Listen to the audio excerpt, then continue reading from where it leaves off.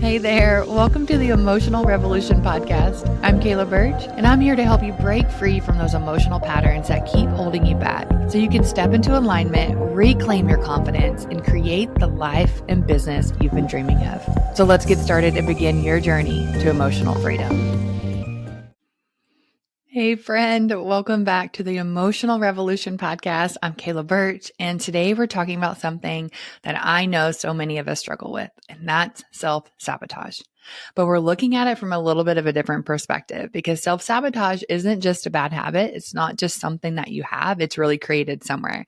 So it doesn't mean that you're lazy or incapable. It's actually a way of keeping yourself safe and in control.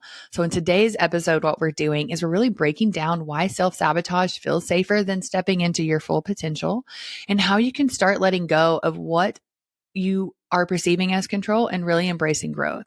So even when it feels terrifying, even when it's a little bit uncomfortable. So by the end of this episode, you're going to have a whole new perspective on self-sabotage. You're also going to have some really actionable steps to stop holding yourself back and finally start making real progress. So whether that's in your life, your business, or anywhere in between, we are going to dive right into sabotage. So what is self-sabotage? Self-sabotage is something that we do whenever we are feeling momentum and then we come out of nowhere, it seems, and we just derail that progress. So we get into these habit cycles and these loops where things are going really well for us. And then either our thoughts or our actions or our beliefs start to shift that really get us off track. And they pull us back and they, shrink us down back to these really comfortable and familiar spaces. And it shows up in so many different ways in our life. It can show up in our relationship. So you can just be having a conversation with your spouse or your significant other and things are going really, really well. And then out of nowhere, you're not used to this kind of peaceful interaction. So out of nowhere, your brain reminds you of something that then triggers a deep emotional response. And then things start to go a little sideways because now you're bringing it up. And now you're attacking the other person. And the reasons why you're doing that actually have nothing to do with the other person and really nothing to do with that calm, peaceful state and everything to do with maybe your need for chaos or your inability to be comfortable when things are going well because you're not familiar with that yet. And so when I talk about, or we hear a lot of people talk about comfort zones, I always like to challenge that because if I ask you right now about a situation you feel like you're sabotaging in, and I ask you right now if you're comfortable, the answer is no, you're not comfortable where you're at. You have this urge and this need and this desire to kind of get somewhere else or be somewhere else or experience life differently. So you're not necessarily comfortable with where you're at, but you are familiar with it. So all of the discomforts are familiar to you and they're known, and that feels safer. And so when it's safer, that's why we just stay trapped in that cycle, because it's better to be safe than to step into another unfamiliar space that's unknown and you don't know what that's going to bring, right? So we keep spinning in these ways. It comes up in our business a lot.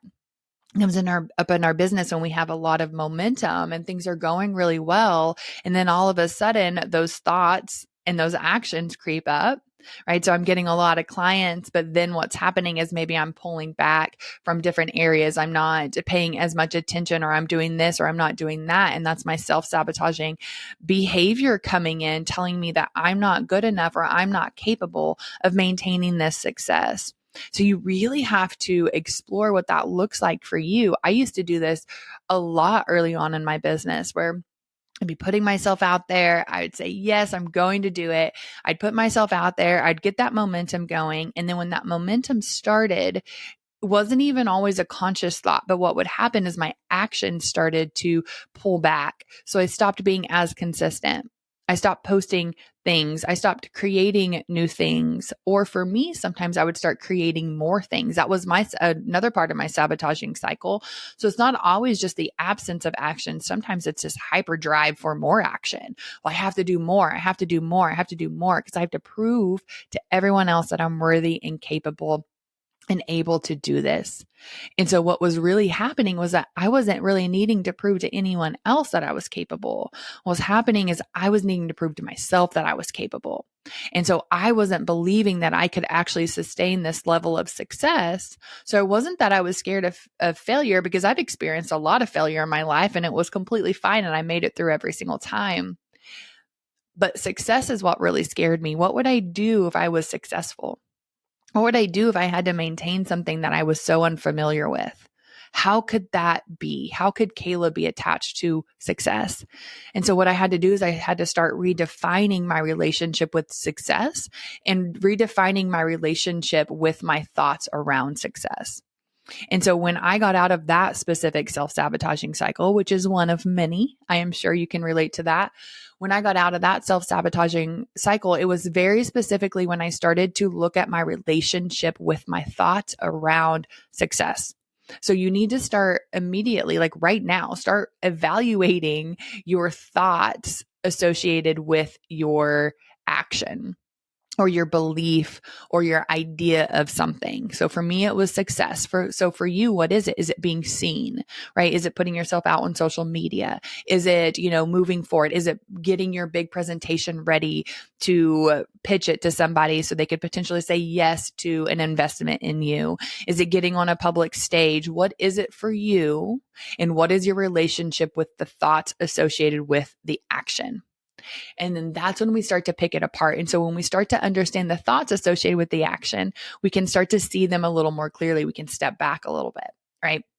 So that's what we're going to go into. A lot of today is really understanding the thoughts associated with our actions that lead to the derailing and the sabotaging of ourselves. And one thing that we need to really go into when it comes to self-sabotage is that, why are we doing this to ourselves? Well, we're doing this because there's a hidden payoff. Right? There is a reward behind all of your self-sabotaging behavior and your habits and your thoughts. And so you have to ask yourself, one, what is a payoff? Well, the payoff is something that you're getting in return.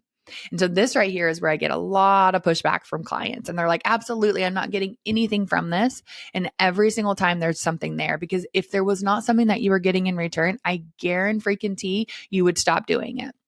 It would not be present in your life if you weren't gaining something in return. So now these can be very perceived payoffs, but it's something usually along the line of protection for you. There's a sense of security within your payoff, right? Within your self-sabotaging habit or behavior, you are getting something in return. It is keeping you safe some way. Right. So for me, it was keeping me safe from feeling this high level of overwhelm and shutdown, and this feeling like I wasn't smart enough and capable of being successful, because I didn't think that I was any of those things. I didn't think that I was smart, or I didn't think I was capable. And so what that was going to do, it was protecting me from actually having to experience that to be true. And so for me, I had this high level of protection of, I please don't want anyone to know that I'm not capable. And I definitely don't want to tell myself I'm not capable. So let me just keep creating and not really following anything completely through, so I have an out. So you have to ask yourself, what is your out? What is this protecting you from? What's the deeper fear, right? So it could be failure. It could be success. It can be rejection. It can be being seen, right? It can be the sense of being vulnerable. So there's something that helps you and keeps you safe from being something else, right? So being seen is a big one. A lot of people don't want to be seen, even though they're like, I want to be seen. No one listens to me. Well, your sabotaging behaviors are actually preventing the real you from being seen and heard. And so you're not showing up authentically, and you're not putting yourself out there. And so you're sabotaging any, chance of someone actually hearing the real you, because maybe you're showing up in a voice that's not truly yours, because you have a level of protection, because people might not like the real you. And if they don't like the real you, and not just the you that you put out there, then what are you left with? Right? Then you have to deal with what comes there. Now you have to be really honest with yourself. And if you're not liking yourself, guess what? Nobody else is going to like you either. And not because they don't actually like you, but because you're not going to allow them to like you. You're going to have a barrier up. You're going to have them at arm's length, because you're not the one liking yourself. So if you think people are judging you, the finger points right back to you every single time. And you say, it's not other people who are judging me. How am I judging me? What am I judging me for here? What are my judgments I have about myself that I'm now projecting into the external world and blaming others for that? And so whenever you are safe and secure with yourself, then it doesn't matter what anyone else thinks about you. So a really great analogy I like to think about, if you woke up every single day and you looked in the mirror and you said, I'm such a blue elephant. I hate being a blue elephant. I hate that my hair is blue and my face is blue. And I don't want anyone to know that I'm a blue elephant. And so then you walk out into the world and someone says, oh my gosh, you're such a blue elephant. You're like, I knew it. I couldn't hide it. They see me for who I really am, and I hate it, because you hate that about yourself. Versus if you didn't think any of those things and you walked out and someone was like, you're a blue elephant, you'd be like, yeah, I'm a blue elephant, right? Or you'd be like, I'm not a blue elephant, because maybe you're not, right? Maybe those aren't actual characters or attributes that you have. So the point of this is really asking yourself and understanding that what you put out, right, what you think the most is going to be mirrored back to you. So if I think I'm not good enough, if I think I'm this blue elephant that's walking around standing out and someone sees that, then I confirm that. But if I think that either I'm not that blue elephant, or we can go a different direction and we can say, I am this amazing blue elephant, and someone says, oh, you're a blue elephant, you'd be like, heck yeah, I am. I own that about myself. Right? But it doesn't matter what somebody else has to say about you. It matters what you think about yourself and how you are experiencing that through the external world. That is one of the most important things we can recognize with self-sabotage, because if we actually recognize our patterns with self-sabotage, that's great. Right? But if we don't actually know what we're scared of or what we're worried about or what we're protecting ourselves from, it's just going to keep showing up in different ways and in different versions in our life. So you have to be really clear on this. And so then let's ask ourselves, so now we understand we're self-sabotaging, but how can we identify when you're in that self-sabotaging cycle? So you ask yourself, like, what are your triggers? What are your self-sabotaging behaviors? And how can you become more aware of them? So you really start to identify this, like, okay, I'm feeling maybe happy. And how do I derail my happiness? Right? How do I pull myself back from happiness? And why is it there? How do you recognize when you start to really disarm your ability to move forward? And so when you start to see that, we go back into that trigger cycle. What's the trigger that then leads to the pattern and then leads to the outcome, right? So you're staying in this cycle right here. And so how can I recognize that? One, what's the trigger? And then what do I gain from this? And then, of course, how do we shift it? And when I get into my self-sabotaging cycles, I have to really ask myself, right now, what am I gaining? Well, right now, what am I gaining? Well, I'm gaining a sense of safety. Do I want that safety? Do I want something else? Now we're really stepping into a space where you can allow yourself to make choices. We don't do that very often. We don't allow ourselves to make choices. We just go with our conditioned responses.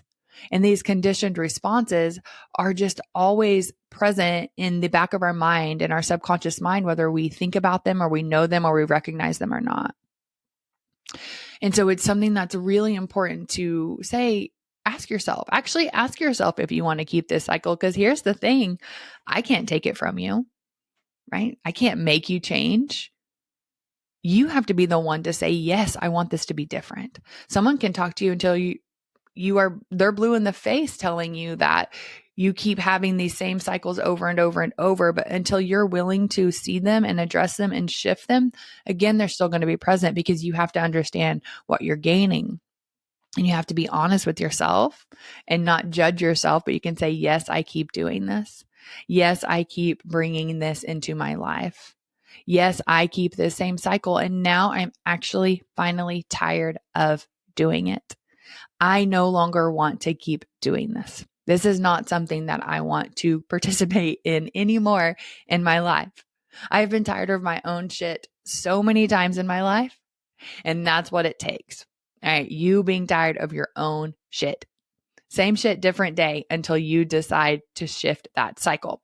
So you start to recognize your patterns by your triggers and your responses. Always the basis of the work that we do here. Trigger, response. And then what do I gain from this? What is that payoff that keeps me stuck in this cycle? And what is it protecting me from? And just being really honest, right? It's protecting me from being seen, right? It's protecting me from feeling vulnerable. It's protecting me from being hurt again and again and again and again because we're putting our happiness into somebody else's hands. We think that somebody else gives us happiness. We think that something else, the next project, the next book, the next the next business, whatever it is, we think that that's what brings us success.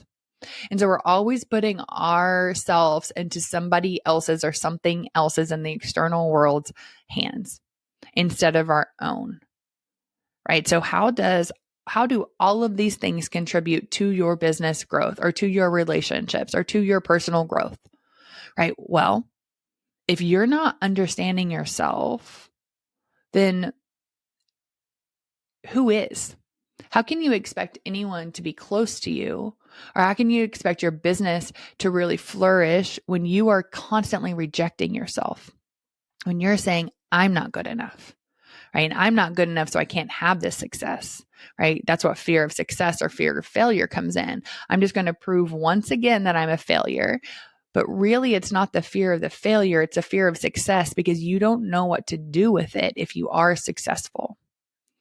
So what happens to you in your life when you become successful? What would that mean about you if you can't lean on all of the failures that you've had in your life? And then we start to evaluate that. And how do we break that cycle? So you ask yourself, okay, I get it, Kayla. I understand. I self-sabotage. That's why I'm here. That's why I've been listening this whole time. But I really want you to understand the why. Because there are plenty of steps out there. There's plenty of resources to tell you how to stop self-sabotaging. But the problem with all of those resources is they don't address why you're doing it in the first place and what you're gaining from it. So before you can even get to the practical steps of stop self-sabotaging, you have to guarantee and promise yourself that you are going to really evaluate what you gain from it. And when you're honest with yourself about that, then things can shift. Right. So what are some practical steps for you to stop self-sabotaging, right? Well, you go through the process that we just talked about. And then it becomes actually pretty simple when we get into something called like our habit loop. And so that's when we start to be a lot more tangible about our habits and our responses, but very specifically with the self-sabotaging behavior. So we have a cue. So the cue might be, we'll go simple with like posting on social media. The cue might be that you need to post on social media, not just post on social media. You need to do a talking head reel on social media. Okay. So talking head reel, if you don't know, is when you are just literally a talking head talking to the camera. Right? Your face is on the camera and that's all they see is like shoulders and above or something along those lines, right? That is what makes a lot of people cringe and they say, absolutely not. I can't do that. I'm not ready. My hair is not right. This isn't it. And every single excuse in the book to not do it. Okay. That's what we're talking about. But that is what your audience wants. That's what's really helpful right now on Instagram and TikTok. That's what they want because they want that connection. They want that vulnerability and they want to see a piece of you and they want to experience it directly from you. Okay. So the cue is it's time to do that. Well, then what happens? You say, no, you don't make time for it. You don't do it. There's so many other issues that are coming up, so many other excuses and reasons. You'll just do it here. Oh, you'll just do a voiceover or you'll just do this or you'll just do that, right? So what are you protecting yourself from? That's the cue. The routine is now that you don't execute, that you find a reason not to, that you do something else. You pretend you don't have time. You pretend that just going a different route, doing a carousel or something along the lines is a lot better. So that's your routine. Your routine is avoidance. Right. So the cue was that you needed to do the video. Routine is avoidance. And what's your reward? Well, your reward is that you were safe. You didn't have to be vulnerable. You didn't have to put yourself out there and nobody can say you have no freaking idea what you're talking about. Right. So your reward was safety. It was protection, but that protection keeps you in the same box you're in. And let me remind you, like we talked about at the beginning of this episode, you're not comfortable where you're at.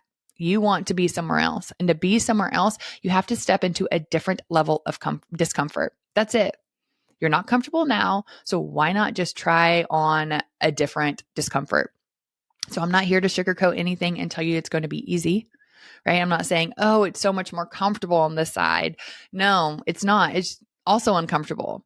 But if you can be uncomfortable now, you can be uncomfortable in a more unfamiliar place, and that will become familiar. And then guess what? It's time to level up again. Now, guess what? It's time to move to the next thing, right? That's what we're doing here. We're constantly evolving. We're constantly challenging ourselves, our perspectives, our experience, and we're being comfortable with who we are, and we are allowing trust for ourselves to do it. That is when we stop the self-sabotaging behavior and we recognize, I can do this.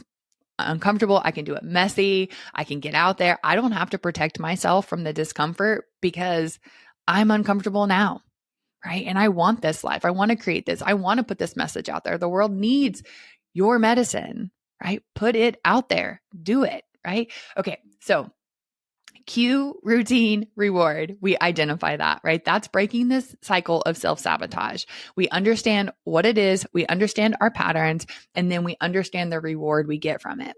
So then what we start to do is we start to shift that habit. So now the habit loop starts to shift. Well, we probably still have the same cue, but we start to shift the routines. The routine is, oh, there might be a little bit resistance, right? But now into our routine, we say, it's okay. I haven't done a lot of talking head videos, but I'm going to start getting a lot more comfortable. Well, maybe that talking head actually is the voiceover for now. Right? I challenge you just to go head on, right? Just go right into it and just start talking to your freaking camera. Nobody cares about you. And I mean that in the most loving way. Nobody cares what you're doing. You can make a talking head video and talk for however long. And some people are going to see it. And maybe some people are sending it around to their friends and laughing, but who cares, right? You did it. You're stepping into courage. You're stepping into that next level of growth. And it's going to continue to get better and better and better.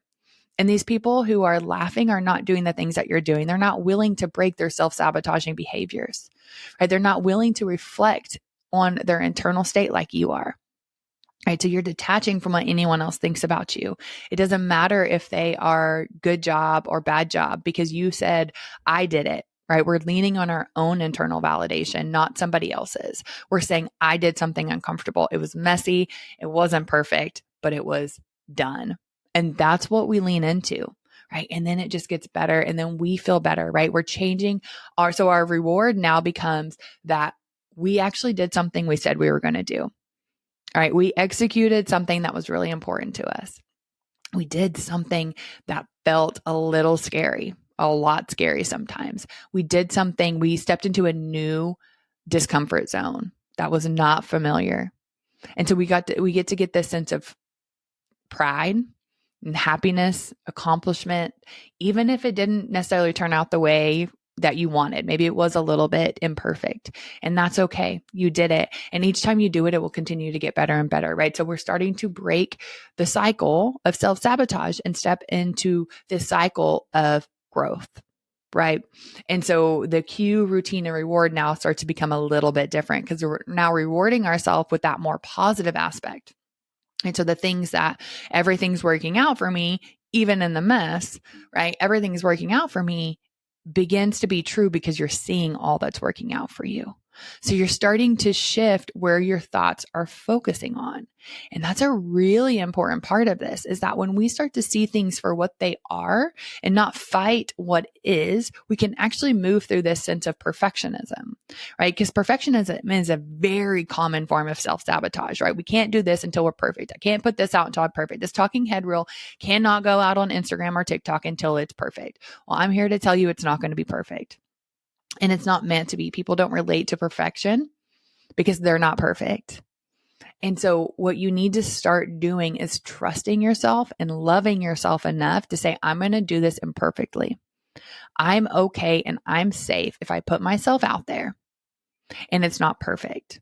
Even if someone points out what was not perfect about it, that's the cosmic joke. Is that we don't actually have to have it perfect and everyone else doesn't have to think it's perfect for it to be good and for it to be fine. That's not what we're searching for here. Or we're not searching for something that's telling us that it was absolutely perfect and that everyone else loved it because guess what? They're not going to because other people are going through their own shit. And when they're going through that, they're going to project. right? Just like you project onto others, just like you're judging people and it's not about them, it's about you. All of your judgments for others always come from you. Oftentimes they're judgments that you have for yourself in one way or another. So we have to be willing to look at that. But we realize that we can do things messy. We can step into this discomfort, into another discomfort, and take action. We don't have to keep pulling ourselves back. We don't have to keep making ourselves small because we recognize why we're doing it and what we're protecting ourselves from. And if you truly commit to yourself today and say, you know what? I'm done. I'm done keeping myself small. I'm done keeping myself in this familiar zone. I want a new familiar zone. I'm ready for that. I'm ready to take a risk, put myself out there, be a little vulnerable. Then things really can start to shift. So ask yourself today, how can you start taking that small actionable step to stop sabotaging yourself? Right? What would that look like? Where are you sabotaging yourself in your life, in your business, anywhere that you are looking at right now? What's an area right now where you can interrupt the cycle of self-sabotage today? What would that look like? I have a free resource. As always, I have a resource for you. So I have a resource where that's going to take you a little bit deeper into walking yourself through what this sabotage is and how you can identify it and how you can see these different aspects that are popping up, the different types of payoffs and the different ways to work through that. And it will also walk you through that cue, routine, and reward as well. So it's going to really help you get really clear on how to shift that loop into something else. So your automatic response starts to shift a little bit for you. So dive deep into that and really start to explore it. And that's a wrap for today's episode. So I hope you're really ready to break up with that self-sabotage and start stepping into your power. So I have a challenge for you before you go. Take one small action this week where you let go of perfectionism or fear or that self-sabotaging cycle. And I would love to know what those are. What are you letting go of? So share your breakthroughs with me using the hashtag emotional revolution and join our community and all those who are also going to be breaking these cycles as well. And I cannot wait to cheer you on. And if this episode resonated with you, don't forget to hit subscribe so you don't miss the next one. And remember that self-sabotage isn't about laziness. It's about staying safe. And you have to recognize those cues. You have to recognize what you're gaining from your self-sabotage and really address it with love and a hug. And when you surrender to growth, that's where the real magic happens. So thanks for tuning in, and I'll see you in the next episode next week.